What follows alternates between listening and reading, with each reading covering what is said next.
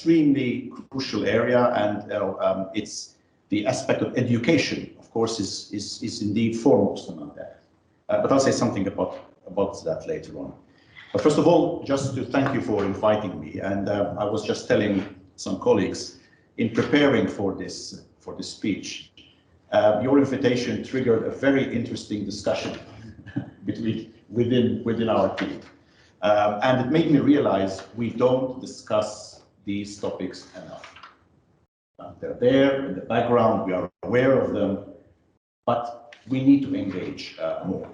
So thank you for that opportunity. This discussion also comes at an unprecedented time, where we are being challenged to constantly ask ourselves, what does Europe really mean? What is being European really about? Are we succeeding or are we failing? It's a time of turmoil. The invasion of Ukraine, just the most recent example, happening within Europe, but also a long, interminable series of wars, conflicts, overlapping with each other, never really being resolved, practically on every continent. The defining feature of the world today seems to be conflict, rather than peace and understanding. We're also not completely out.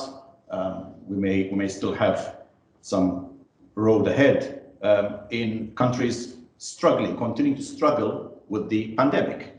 Not just the health impact of that, of course. In many of our partner countries, the socio-economic consequences eclipse the health impact by far. And let's not forget all the other global challenges that we need to face together.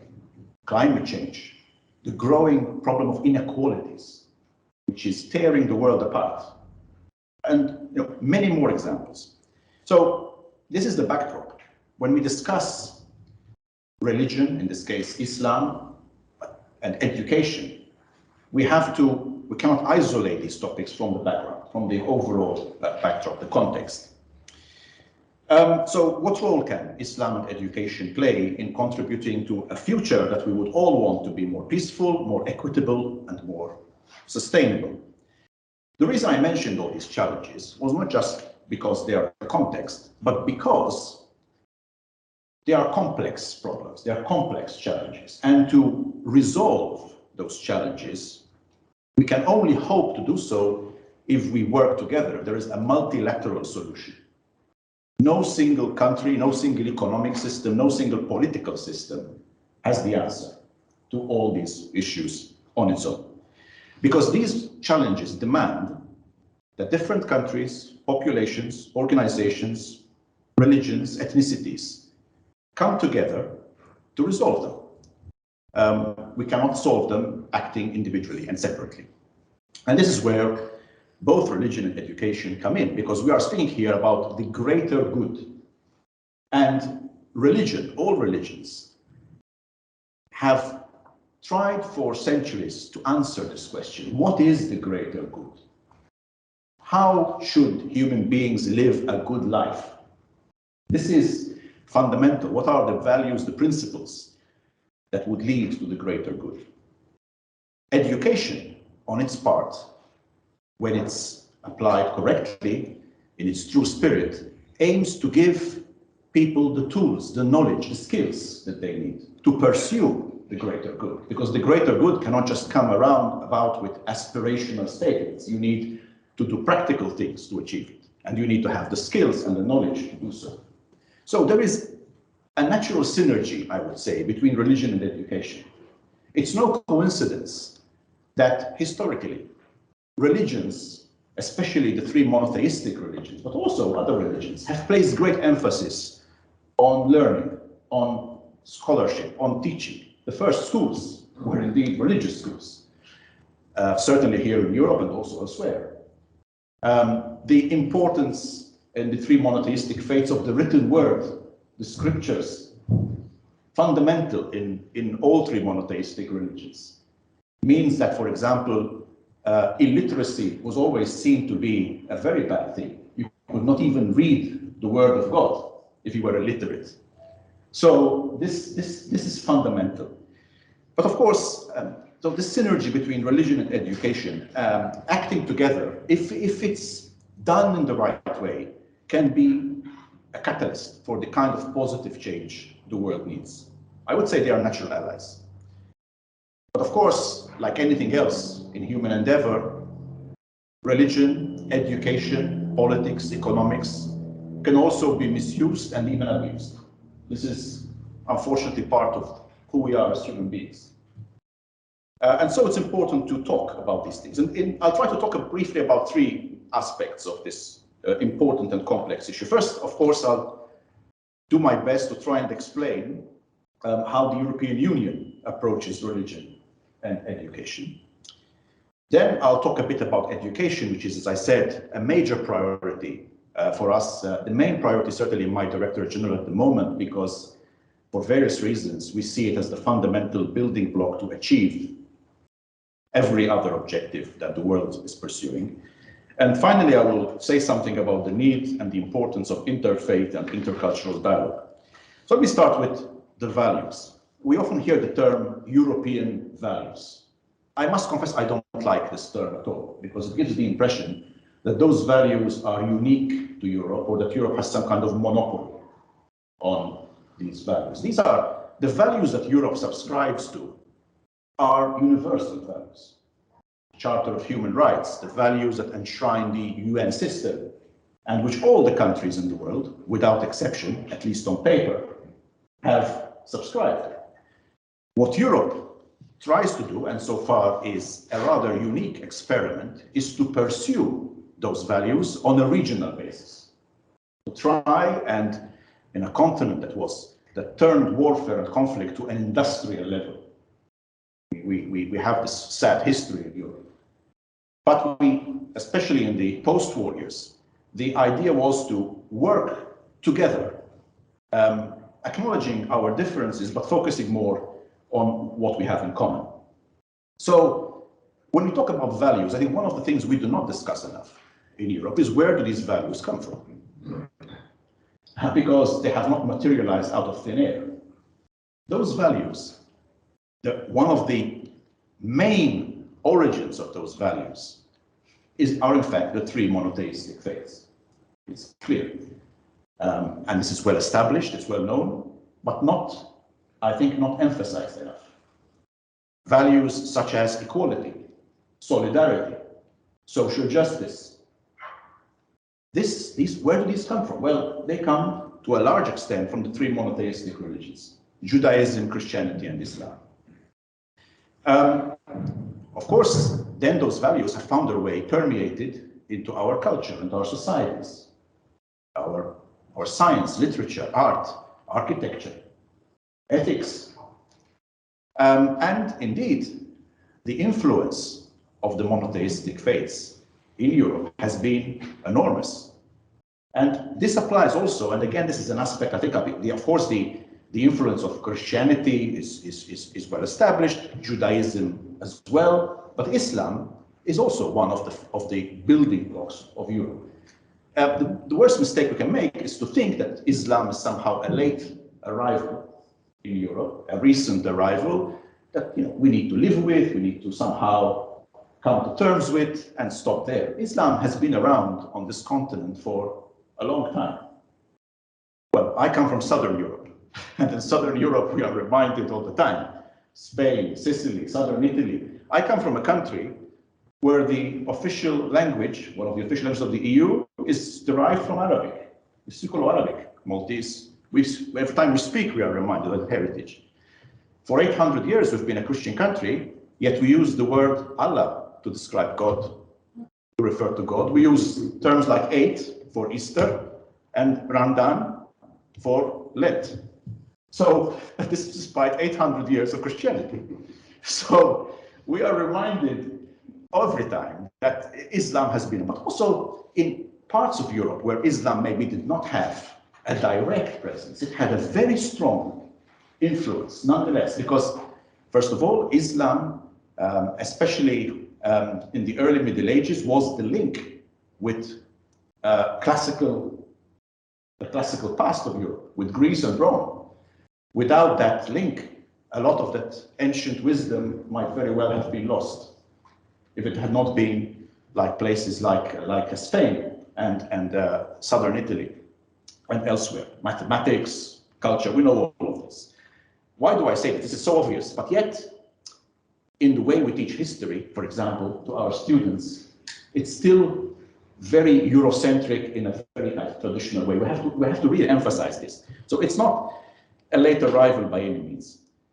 And this is important today because our society today, if you just walk outside, you'll hear, there is a very vibrant European society, has always been a very eclectic mix of cultures, languages, and it's becoming even more so now. This is the ultimate resource, the strength of it. It gives us much more internal energy, I would say. But of course, we need to be prepared for this. We need to have the skills to deal with what will necessarily be a more complex environment. Human beings are complex creatures. And I'd like to quote Rabbi Jonathan Sacks, who put it very well when he said, just as the natural environment depends on biodiversity, so the human environment depends on cultural diversity, because no one civilization encompasses all the spiritual, ethical, and artistic expressions of mankind. And this quote has always struck me because this is indeed what Europe is all about. Europe is not some kind of monolithic steamroller where we try to put everyone in the same mold. On the contrary, it's unity through diversity, as we always say. Now, of course, the European Commission, as one of the European institutions, is a secular institution. And this word secular is another word that sometimes causes a lot of problems, a lot of misunderstandings. Perhaps one of the most abused words in the English language. Secular, of course, means that as an organization, we do not promote one particular religion at the expense of others. That is not our task. But we are not, and this is certainly our interpretation of secularism, we are not an anti-religious organization. And indeed, a truly democratic society cannot be anti-religious. You cannot have true democracy if you have a policy of contrasting and kind of negating deeply cherished beliefs that the population has, or large parts of the population has. And we know the tragedies that unfolded in the 20th century here in Europe with ideologies that pursued this path, culminating in the horrors of National Socialism and Soviet communism, which were anti-religious ideologies. So democracy is different, secular, but based on understanding and appreciating the role of religion and seeking to have a strong dialogue and collaboration with religious faiths. And this is how we interpret secularism. Freedom of religion is inherent in the European system. The freedom certainly to choose and practice religion, but religion is much more than a personal choice. We cannot just relegate religion to the personal sphere. Of course, there is the personal dimension, but it also shapes beliefs, ethics, principles. And this is a societal imperative. Societies can only exist if there is a sufficient consensus on at least enough values and enough common ground that they can actually acknowledge that they are different in many respects, but they have enough common ground that they have a common interest to work together. And here we come then to education, because first of all, education has a direct role to really provide people with the skills they need to learn, to live and work and collaborate with each other, even if they may have, which is normal and healthy, different views on a lot of things. A study carried out in 2018 by the Pew Research Center found that Western Europeans who have a college education are less likely than others to say they would not accept Jews or Muslims in their family, or to say that their culture is superior to others. It's interesting because the more you learn, the more you understand that others' point of view is also equally valid. You learn not just, you learn to listen, you learn to understand. And this is an important skill. Unfortunately, not everyone has the opportunity to acquire these skills. And so education has a role to play. Education has the power to overcome stereotypes. Why? Because it gives us the skills to go deeper, go beyond the surface, not assess things superficially. It cultivates dialogue. It forces us to come to terms with different points of view. We express viewpoints. We challenge ourselves. We challenge our pre-existing notions all the time, which is really important. And education can play a powerful role, therefore, in developing a much more true and nuanced understanding of other cultures and other realities. Which brings me to my second point. Why is education important? Why is it a big priority? Because, of course, before we can talk about the contribution that any faith or anything else can make to education, we have to really, I think, reaffirm why education is important. We are at a turning point in the world's history today. This is the largest ever generation of young people in history. Tomorrow's world, we know, is going to be, it's already being shaped today, going to be completely, needs to be completely different from the world of the past. I must say, I always feel very uncomfortable when I look at my two children that are now in their 20s. I'm rather ashamed of the world my generation is leaving them. It's not a nice legacy we are leaving.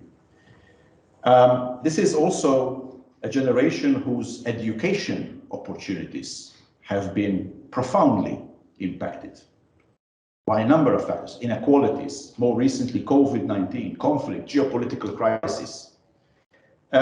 So the world needs to invest in education. The risk of a lost generation is very high. And that is a terrible thing to even contemplate. And this is why we have decided to increase our investment in education. Certainly in the many partner countries we work with, we have decided to increase the share of education in our budget from 7% to approximately 13% of our external budget. This amounts to an additional 2 billion euros in investments, additional to what was done before. Why? Because all the other priorities the world is pursuing hinge upon education. We can talk about a green transition or a digital future or indeed peace. If people do not have the skills, or not everyone has the skills, or not enough people have the skills, then what will happen? Either we will not be able to realize those dreams, or some people will be able to benefit, maybe even greatly, others will simply fall further behind. And inequality, we know, is the main ingredient of instability and of conflict. So education it's been recognized for a long time as the most powerful enabler of socioeconomic change. And every single one of the sustainable development goals depend on it. It is the limiting factor, how fast and how far we will be able to go. Education also helps shape the hearts and minds of young people. Young people are not condemned to repeating the life we have led. They should be able to choose their own path, which may and hopefully will be different from the one we have forged. Fundamental values such as democracy and human rights, which I repeat once again, we should not view as European values. These are universal values. They are the right of every human being. But also to build the soft skills that we all need in our life, to build personal and socioeconomic ties across borders. This is indeed what the European experiment has attempted to do, with varying degrees of success, and it's still an ongoing experiment. So This is why also we place a great importance to education in our relationships with the partner countries. And I must say there is a very strong also realization of this from their side. You know, they are rightly putting education, many of them, at the very heart of their policies and strategies.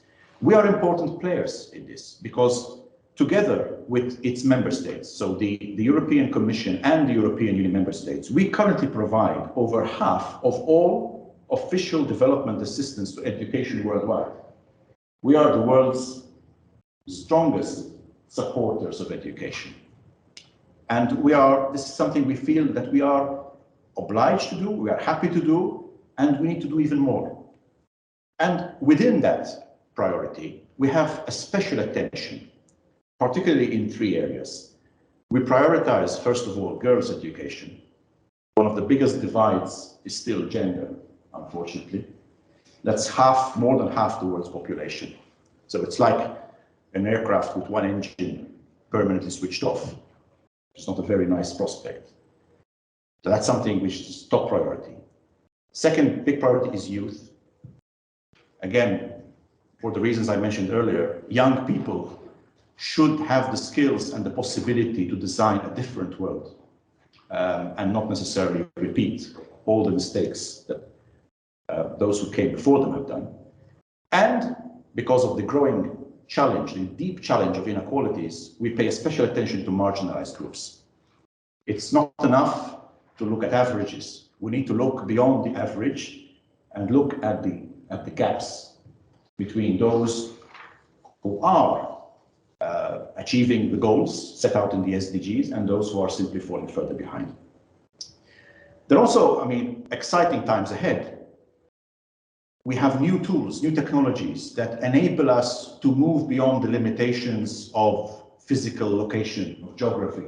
We have been reminded in these past 2 years that we can, use, for example, the power of digital learning media to bring knowledge, education, facts, dialogue to every corner, provided, of course, we have the tools to do so,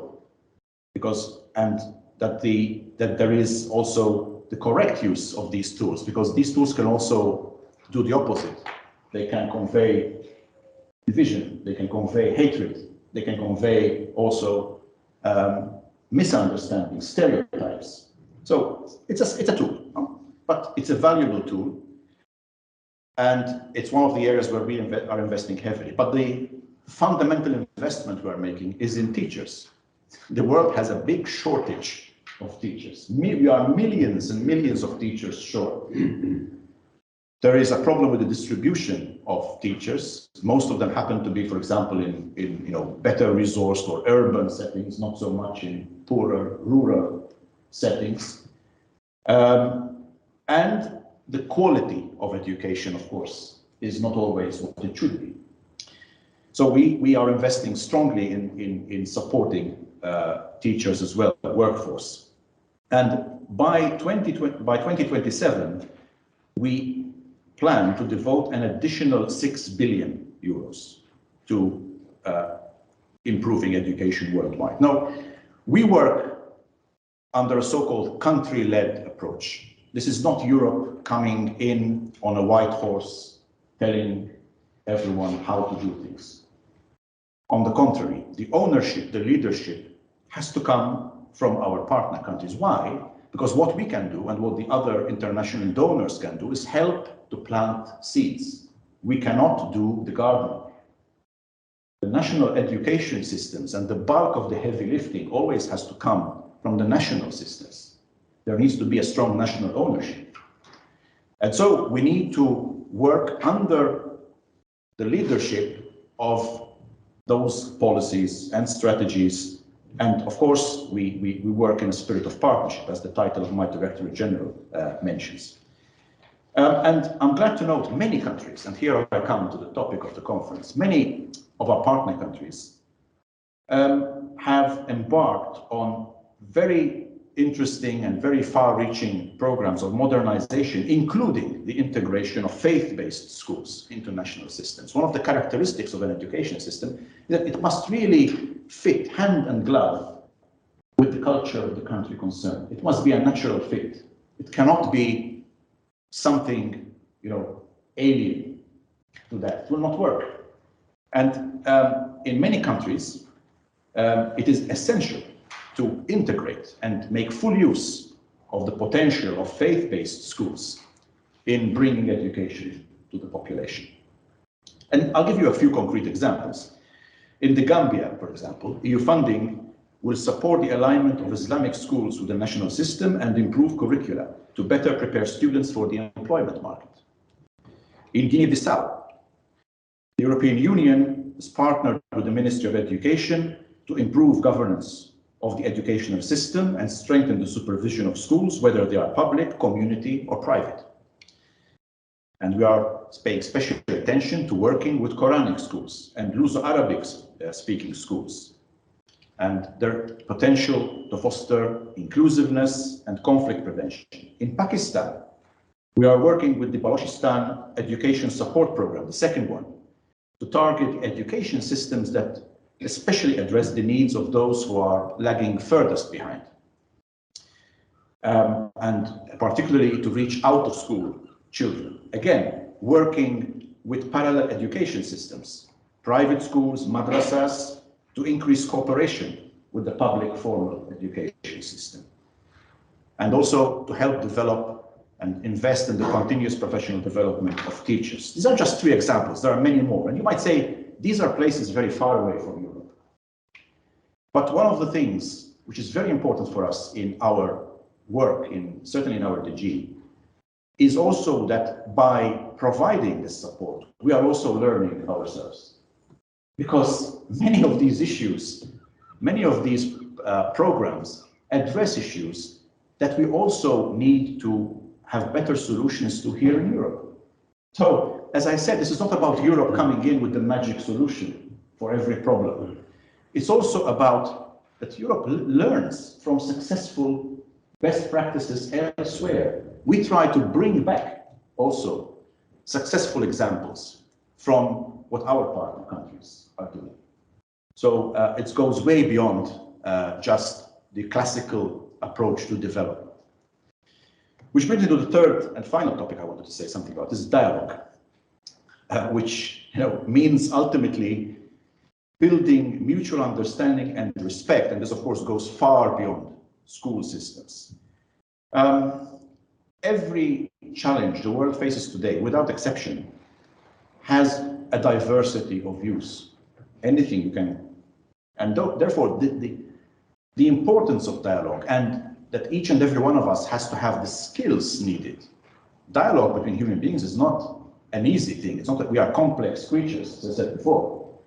And we need to have the skills to be able to do this, including dialogue between political institutions and between faith-based organizations. The European Union actively promotes intercultural and interfaith dialogue, in particular in fragile and post-conflict settings. And religion has an important role to play there to bring people together. Through joint projects, particularly we've been focusing a lot on West Africa, the Middle East. We have seen indeed how this kind of dialogue can contribute to social cohesion, to mutual understanding, and how it can empower young people to be change makers in their community. And I can give you a few examples as well. In Benin, we are working with civil society actors and public authorities to implement effective strategies to prevent violent extremism. And this includes engaging the heads of the Quranic centers, organizing educational talks with imams and religious leaders on the culture of peace and citizenship education. We have also funded a 4-year interfaith and intercultural project in Syria, Iraq, and Lebanon, Hiwaruna, where young people of diverse backgrounds come together through community arts programs to learn more about each other and understand different points of view. They have helped young people, these programs, to not only psychologically cope with the trauma of conflict which these countries have suffered a great deal and still are, but hopefully also to learn to live together in peace. In Nigeria, the Zamantare, or Living Together project, has had dramatic results. In the area of the Jos Plateau, the project broadcasts a radio program on peace and dialogue and has supported listening groups for women and youth with participants from both Muslim and Christian communities. And the participants later went on to create associations that support their members by pooling and distributing resources. This program in Nigeria has also implemented creative programs in schools. They have provided materials to Nigerian schools addressing these topics of dialogue, peace, and how to bridge religious differences.